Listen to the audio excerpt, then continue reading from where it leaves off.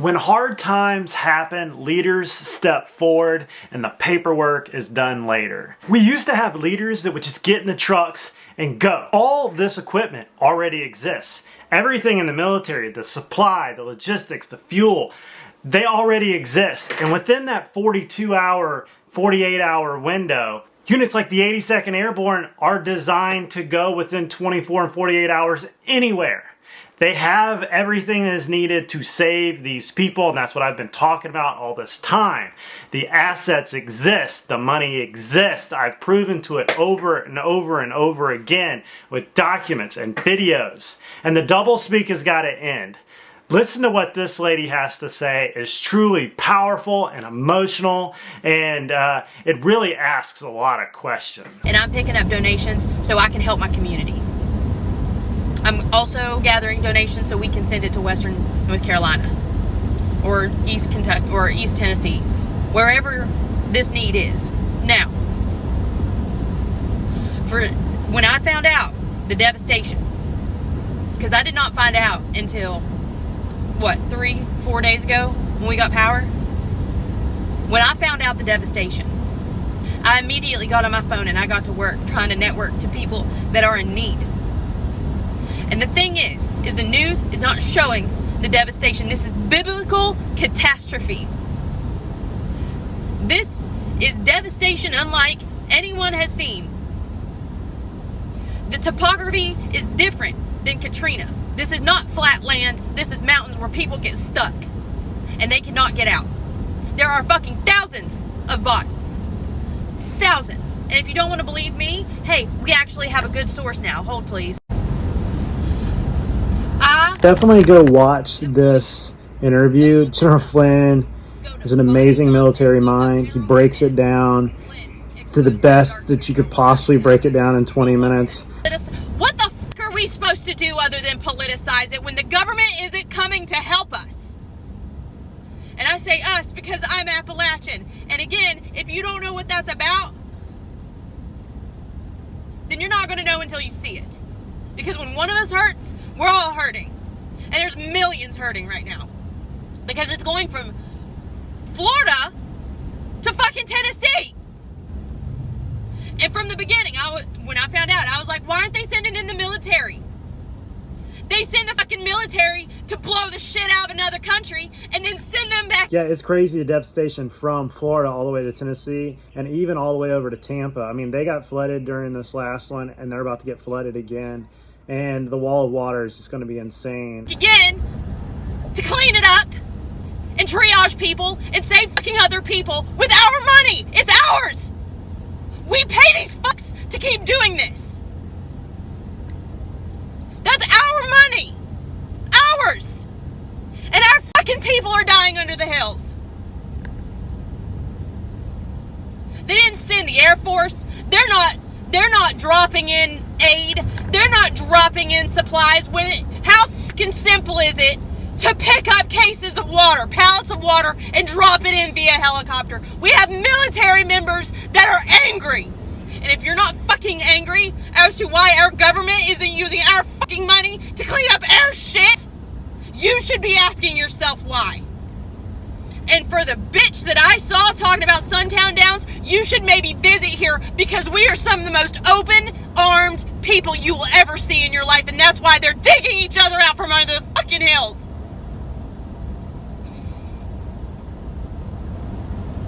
There are babies dying. There are people digging bodies out of mud.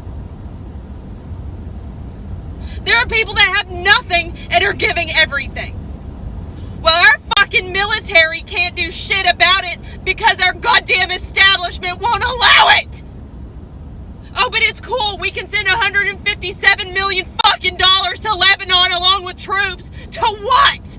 Clean up their shit that we fucked up? It's none of our business. Yeah, the president could basically federalize the National Guard like with a stroke of a pen, and these are just line items on a balance sheet. Congress can fix this. The president has the power to just do this. General Flynn talks about it. All the bureaucracy of why they can't do this is just the point and smear game. They got caught with this They look terrible. All these politicians look terrible. So they point and blame somebody else. And that's Congress right now. The president can fix this. They knew the storm was coming. They didn't want to pay attention to it. President Biden didn't even know that the storm had hit. And now they're trying to save face. This whole entire goddamn country and the fucking White House that they're sitting in was built on Appalachian backs. We dug the coal that built the steel structures to house these fucks. And they're leaving us. They're leaving us.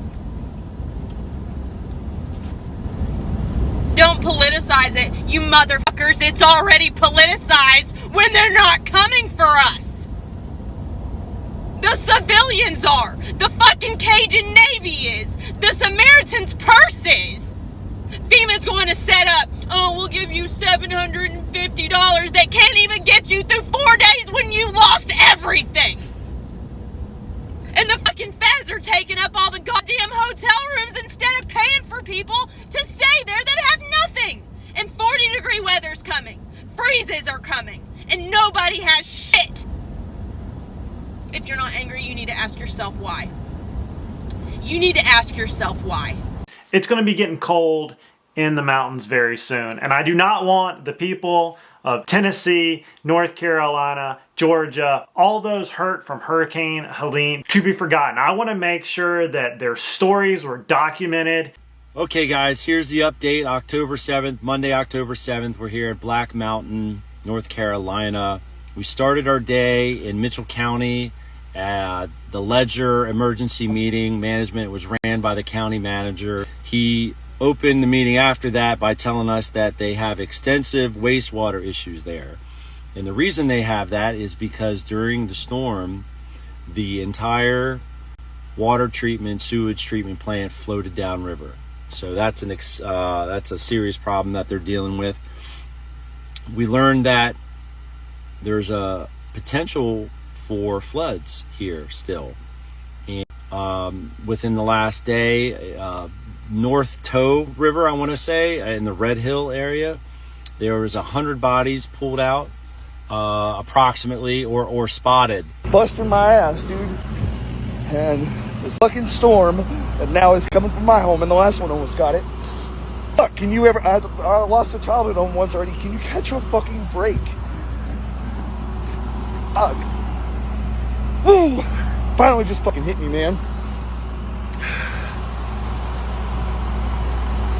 I worked so fucking hard to build that home. Fuck. I want to make sure that their stories were documented and their cries got help. And that's the reason why I'm still here talking about it. As we're sitting here getting ready to get hit in the state of Florida by yet another major hurricane. And last night it was absolutely scary looking at one of the most powerful hurricanes of all times. Looking at politicians and their mouthpieces start talking about where funds are coming from, and I see the lack of movement of all the resources, and I'm just like, the resources are there.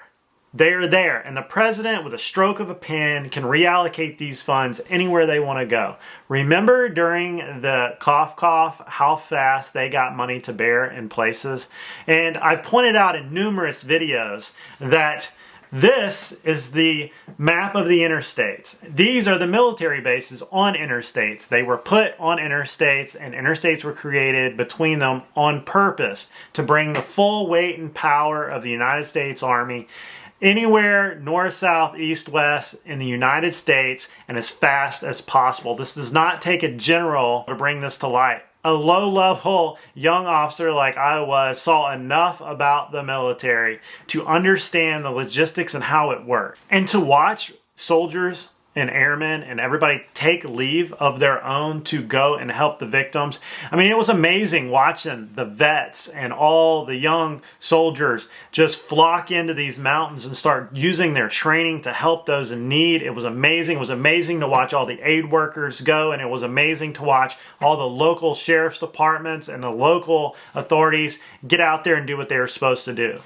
But I know that in hard times, good men must step forward and they must make hard content. They must say things that hurt people's feelings. And I know that the President of the United States, with one stroke of the pen, could direct federal forces to step up, federalize the National Guard, and tell the 82nd Airborne Commander that's 3 hours, 4 hours away, go forth, do it. We'll figure the money out later and we'll do the paperwork as it goes on. When a full division is able to be deployed, we're talking heavy equipment, we're talking air assets, a full brigade of air assets. That's a lot of aircraft. We're talking all the expertise of all the Rangers, Pathfinders, Special Operations soldiers. And the interstate connects it to the disaster area. And you know, like when I watched this helicopter come in,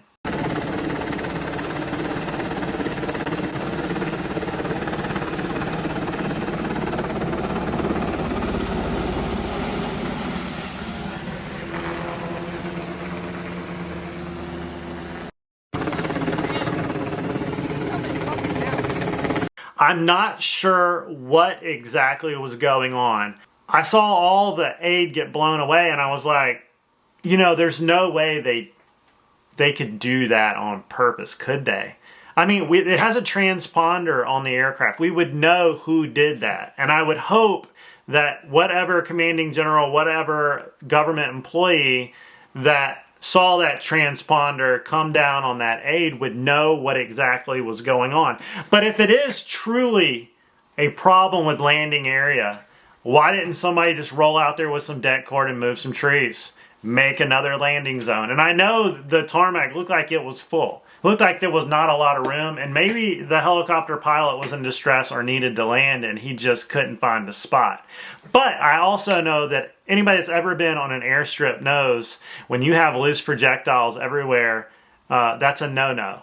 And I look at this whole scenario, and those of us that have been around the Army a little bit, and you know that the full power of the United States Army was moved into one spot, that 15 to 20,000 soldiers would be able to start airlifting things in. Look, they're just going to claim one of these giant strips of interstate. They're going to land on it. They're going to start doing roll-on, roll-off of equipment and logistics and fuel, and it's going to land on these big C-130s on these big strips of interstate, and they're going to laterally push it up the mountain. When you have a general and his command staff with the full expertise of these guys descending on these areas, the scope and control of the map is what's so big. There's so much room there that needs to be fixed. But these guys would have that aid there, and there would be none of this overlapping layers of federal bureaucracy. Bureaucracy is how you kill a movement. You just load it with so much bureaucracy that nothing moves. 24 hours, the Army would have been there. And this was all one pen stroke that the president could have done. Look, I'm no lawyer, I'm no expert, but I can Google all of this. I have experienced a little bit enough to understand how all this stuff works. And if you want to fact check me, it's all on the internet. All these documents are on the internet. That's the problem with all these politicians, is they forgot they've been recorded for years. They forgot that articles have been made for years. And now that it's all on a keystroke and a fingertip away or a Siri request away, we're able to find them telling us this and then telling us that. And like, I wonder if the press secretary has not figured out yet that she's been recorded on all of these things, and we can see the misinformation. And just because you do not like a question or an answer does not mean it's misleading or misinformation. You know, it's said, show me your budget and I'll show you your values. I think that was said by the President of the United States. And I don't mean any disrespect to the President of the United States. I've always respected the office of the United States President. And when I look at these budgets, all this money going to all these different countries, our money that we paid for with our sweat in the form of taxes, and they're going to many of the places that don't have to fill out FEMA applications. You know, I've been watching these videos like this. Biden is fond of saying, show me your budget and I will tell you what you value. If he's got money for people in Lebanon right now, without Congress having to come back. What does it say about his values? There's not enough money right now for His people values, in North Carolina who his- need it. That's not misinformation. Wait, no, that is your whole premise of the question is misinformation, sir. What you do, Excuse me? yes, Which it's part? misinformation. The way you're asking me the question is misinformation. There is money that we are allocating to the impacted areas. What you're asking me is why Congress needs to come back and do their job. That's what you're asking me. Congress needs to come back and do their job and provide extra assistance, extra funding to disaster relief fund. That's what Congress needs to do, and we're going to continue to urge that. You may not want that, but that's okay. That's what this president wants, and that's what the vice president wants. Thanks, everybody. The truth, what this is about, is a bailout. That's what that is. We ran out of money. We need you to provide more money. Let's point at Congress. Give me more money. And we pay for that in the form of inflation. They're going to ask the Fed for more money. They're going to lower interest rates. We're already seeing them lowering interest rates. And this is how it's done. They blow the budget. They ask for more money. Budget gets bigger, and on and on and on and on. It's just called accountability. You ask, you answer, and then when it's asked again and a different answer, we know that something is afoot. It's the reason why nobody trusts the media anymore, because video after video, article after article, with these journalists and so many people that are employed by the major media, you have this and you have this. So us, as the normal person just sitting in their normal house, we have to be able to look at each side and make our own decision.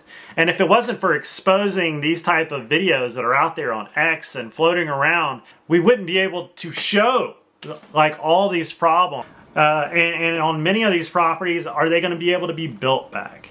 You know, like, it's going to take years and lots of litigation for many people to get paid out properly by these insurance companies. And I think what made people so mad about the $750 was, one, the dollar amount is so small, it's just insulting, okay? Whether it was Maui or whether it was in Florida or whether it's up there, $750. And that's what I've said many times is when this aid goes to other countries, they don't have to do vouchers for their money. They don't have to fill out paperwork when they're covered in mud and dirt to get $750. That $750 is not going to wholly pay for gas for your generators, food, and for your kids, yourself for a couple of weeks.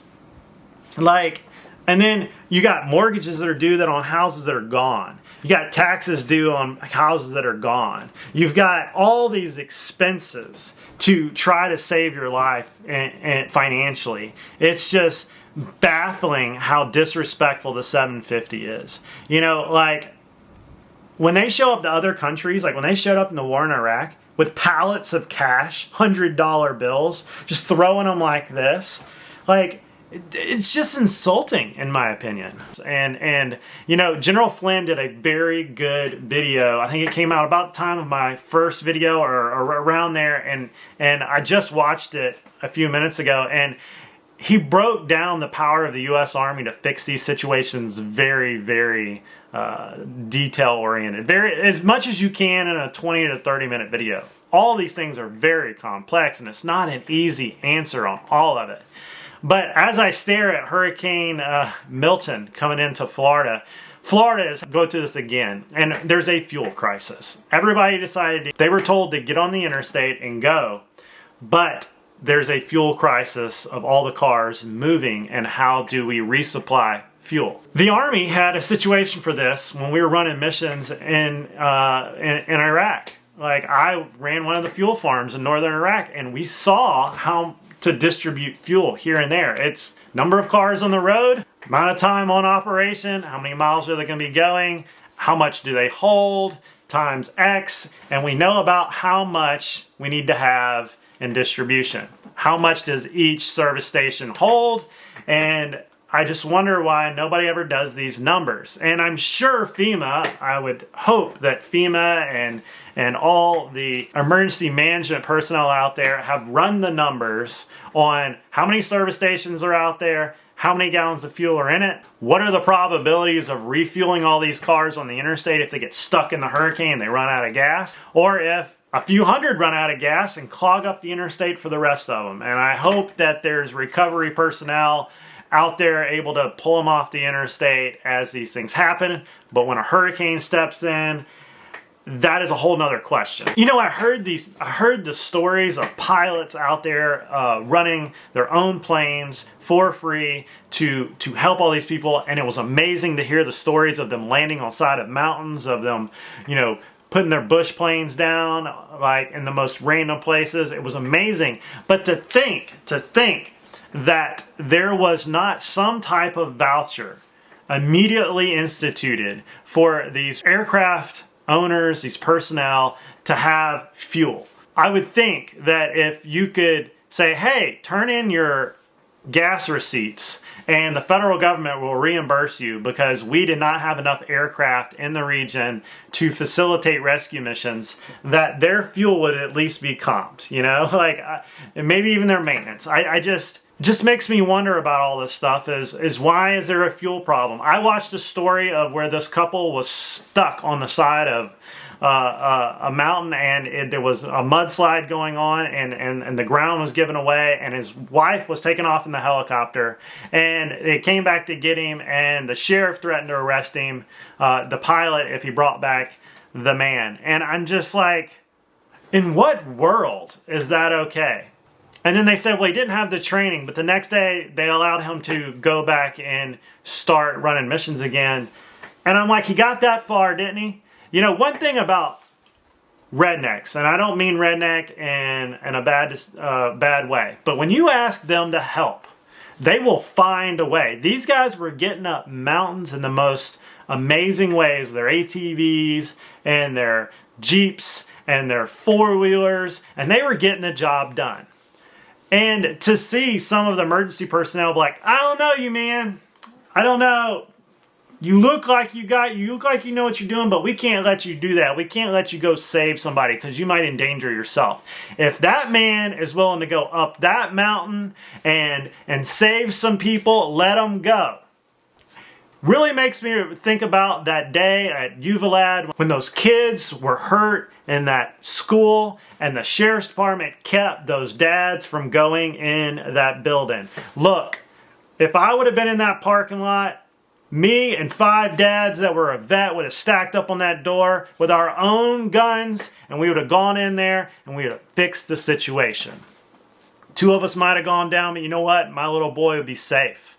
Guarantee you. The thought of letting the government stop us from saving somebody because we don't have the training, or you're not allowed to have a firearm on that school. If you would have just let the dads go to their trucks and get their own guns and come back and fix the situation, it's the same situation here.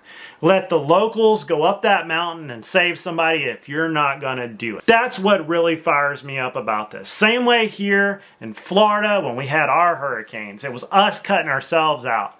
We didn't ask for anything, but if you would have showed up with fuel and said, here's all the supplies you need, we would have got it done.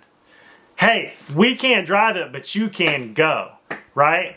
Like, I'm starting to see in these rescue missions that's starting to happen. I watched Husqvarna show up with a load of chainsaws. I'm starting to see supplies come in. They're starting to see the 101st show up. They're starting to see, small contingencies of the 82nd Airborne. And that's amazing. It's amazing the weight that's coming in there. Now that the situation has been seen, now that people know they need help, people are showing from afar, let's get this done. The problem was, it took all of us screaming to get this done. I do not want to see anybody get forgotten. I do not want to see any of this go away before your help is there. It's going to be getting cold very soon. And there's not going to be places for a lot of people to go. And if anything, that the Army shows up with their tonnage, they show up with their generators, they show up with their ability to house these people, just like we did in Iraq with chews, containers, tents. Everything we would have done is there in those mountains for people to go through the winter safely, warm, fed. And it boggles my mind that it took people from looking afar to scream because the power was out for the people there to be able to scream. When they didn't have internet and they didn't have cell service and they didn't have power and nobody knew they were there, it was amazing to watch everybody on their phones screaming for help for them. For all the videos coming out of there as they could, when people would drive to Walmart to get some cell service, or they would do these things, get to the top of a mountain for cell service. And Starlink, I mean, Elon Musk, that is one of the most brilliant things ever, to provide internet for everyone there. And like, he's probably one of the most brilliant minds of our generation, and he created something to where people can get communication out of the mountains. People can get to the internet. People can fill out their FEMA forms. You know, like, it's just amazing that the government is forcing them to fill out their own forms. Do you think they force these people in Lebanon and the Ukraine and Libya and Syria and all these places this foreign aid goes to fills out forms? No, they show up with pallets of cash. They show up with pallets of food. They show up with pallets of rice, pallets of bombs, pallets of ammunition, pallets of aviation fuel. Heck, they give it in the form of military equipment to the Taliban. It's still over there. They've given it to military equipment to the Ukraine. They've given military equipment to every bunch of rebels out there that they've given it to. They just handed it to them, and they wrote it off on a spreadsheet. But in conclusion, I just want to see the full weight and power of the United States government to help these people in a time of need. Their own tax dollars to help them in the time of need with their own military in their own home. That is all that many of us are pushing for. We want to make sure that every one of y'all that are out there, that are hurting, that are without the things you need, you get it. And we want to hold those accountable at the voting polls, because we're going to be going into a situation here where there's states out there, Florida, Georgia, Tennessee, North Carolina, and their votes are, I don't know how they're going to vote. They're going, like, these states are twisted upside down. And they are some of the most important states right now when it comes to swing states in this election, especially Florida and Georgia. And I don't know how you're going to have a credible election with all this destruction. Where are they going to vote? What about the mail-in ballots that were floating around when the hurricane hit? What about the mail system? I don't know what we're going to do. These are real questions. Explain it to me, somebody. And we are 20-something days out. So, you know, people ask, why are veterans so salty? Why do they have this chip on their shoulder? Why are they always grumpy? And I'll tell you why. Because they were told when they were young to go out and do a mission. And they did it with the utmost they possibly could. With their sweat, their blood, with their brothers and sisters to the left and to the right. They went out, they did everything they could. They watched people die. They watched people get hurt. They watched people lose their livelihood. Some people lost their sanity. They knew when they were in the military, the guy to the left and to the right was their brother or sister.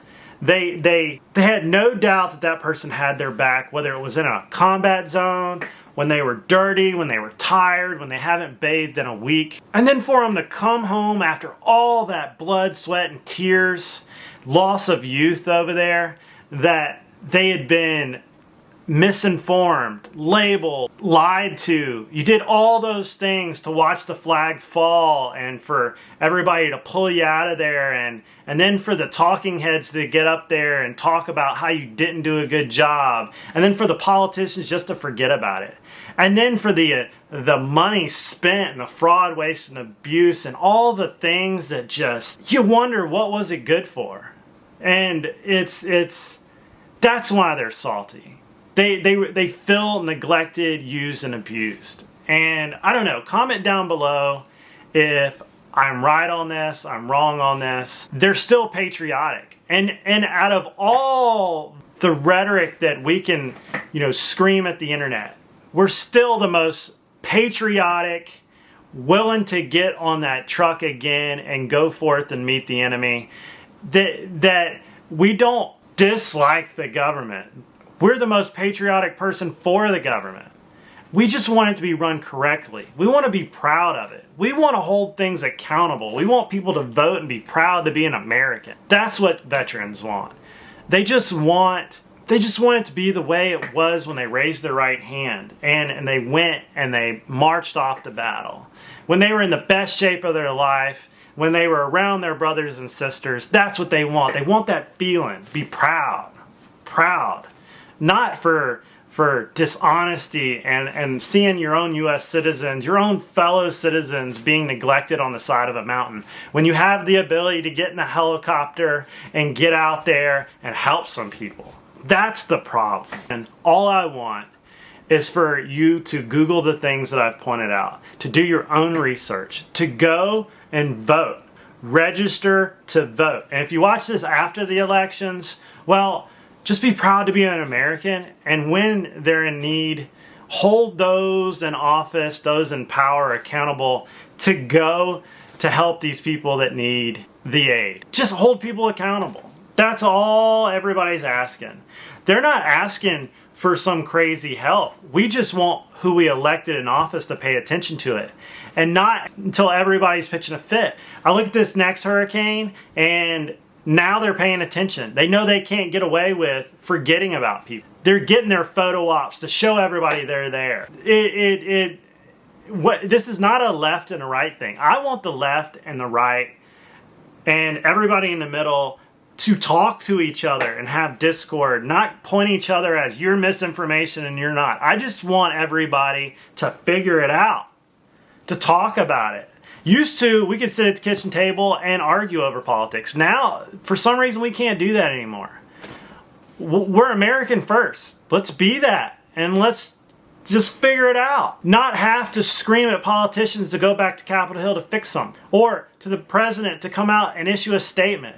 Or just to get a photo op out there on the side of a mountain. You know, or just for the governor to show up, or the senator to answer your phone call, or the representative to email you back, or the county commissioner just to know that you're alive or walk around your neighborhood. That's all we really want. And then for things to change and the budget to be not an embarrassment, you know, like this high inflation, stupid expenses at the grocery store, $6 eggs, $4 milk. Like, we just want to be able to send our kids to a nice school, have a house, live life, be able to pay our taxes that are decent.